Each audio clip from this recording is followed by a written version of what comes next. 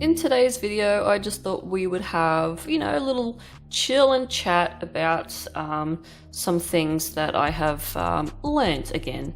It's just as a gouache piece today with Mont gouache. You know my love-hate relationship with Mont if you have been a regular to my channel.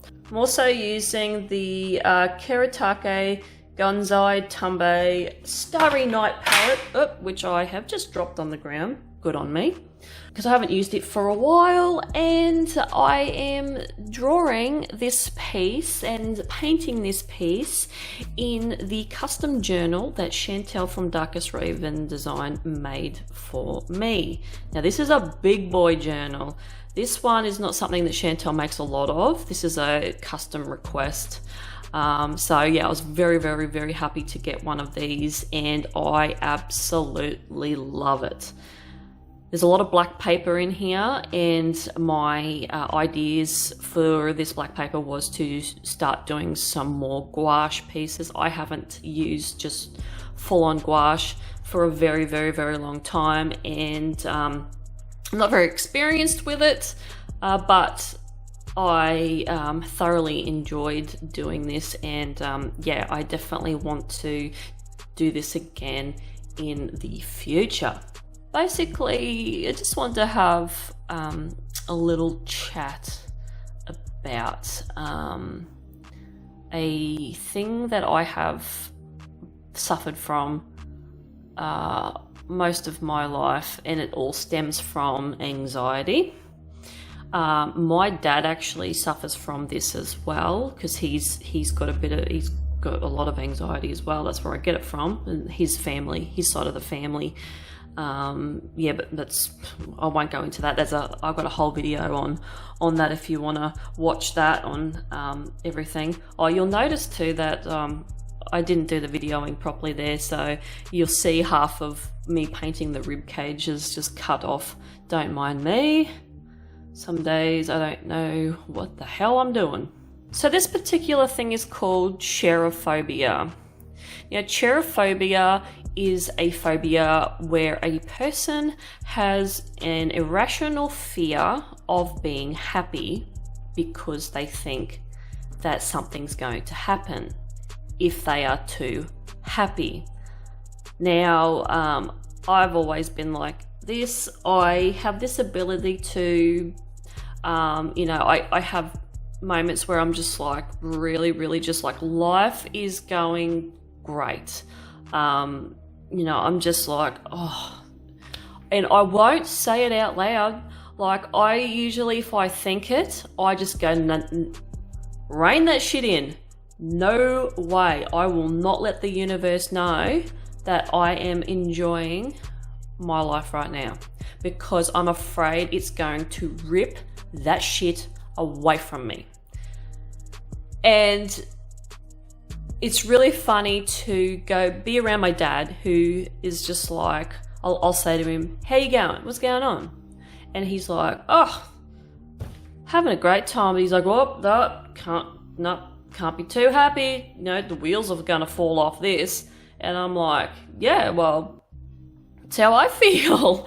He is exactly the same. Whereas my mum doesn't understand it. Mum's just like, I'm happy. Like, she's happy. She's just like, woo. Hallelujah. But yeah, where it comes to me and dad, we have this, we just can't be happy. We can't be truly happy with anything, because we are so afraid that something terrible is going to happen to rip that happiness away. And that's what cherophobia is.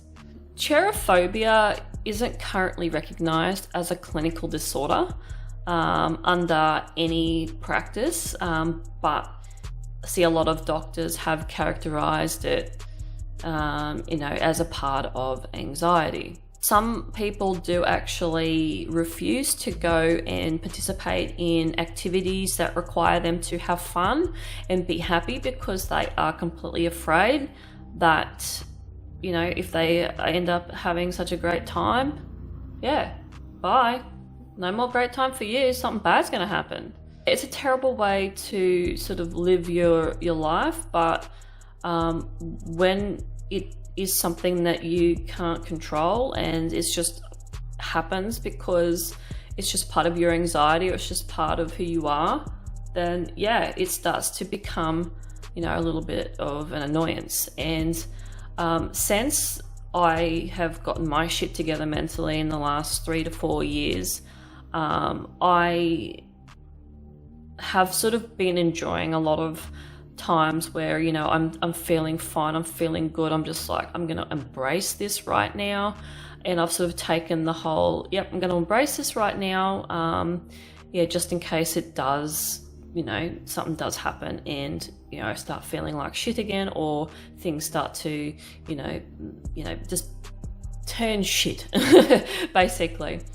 Whereas beforehand, I just flat out refused to be happy because I was just completely afraid that it was going to just be ripped away from me. Let me know if any of you guys have the same thoughts and feelings. If you do suffer from cherophobia, I never knew that it was a thing. I just thought it was just something that I felt and Dad felt, and yeah, it was never sort of clinically diagnosed until, you know, once I've started to sort of get into this video series that I've been doing, where I just sort of do scary facts or you know, just stuff like that. I sort of stumbled across it and I'm like, wow, it does have a name. It is something that's known. So that was pretty cool to sort of put a name to a feeling that I've had most of my life. In this illustration, in this video, as you can see, I'm still using my skull palette. It's working so well. I'm actually thinking I might do a bigger one. And if I do a bigger one, I will do, you know, obviously another video on that and show you the process on that, because I am sort of running out of space on this little palette at times. There's a lot of paint I like to keep in the palette, and then sometimes I've got to like wipe it out and I don't want to, so I think I'm going to create a bigger skull palette. But yeah, it's really working well. I've got no issues with it whatsoever. I'll have the video up in the top right corner if you want to go and see how I made it, if you don't know how I made it. But yeah, no, I had a lot of fun. I had a lot of fun doing this gouache piece, and I just wanted to do something different instead of just using watercolor all the time, even though this is just a thick version of watercolor. Working with black paper is not something that I do a lot of. It is quite terrifying when you've got to work with black paper and have something like stand out on it, but I find that gouache and obviously the acrylic paint pens do that. So yeah, no, I really enjoyed doing this and adding that silver circle in the background. And yeah, I'm gonna try and do a lot more of these in this journal, because this journal does have quite a few black pages and I really like drawing in this journal. If you're interested in getting a custom journal like this, definitely go to Chantel, go to her Etsy store. I will have all the links down below if you want to check out her journals. You can even contact her to do custom stuff. I know she's quite busy, so you'll have to ask the question if she is going to do a custom journal at all in a bigger size. It will cost you a bit of dosh. Totally worth it, because her journaling skills are just on point. Like, I wouldn't buy a custom journal from anyone else, because she does all this darker stuff that I like. She does nicer stuff as well. Like I said, go and check out her Etsy store. Don't take my word for it. But yeah.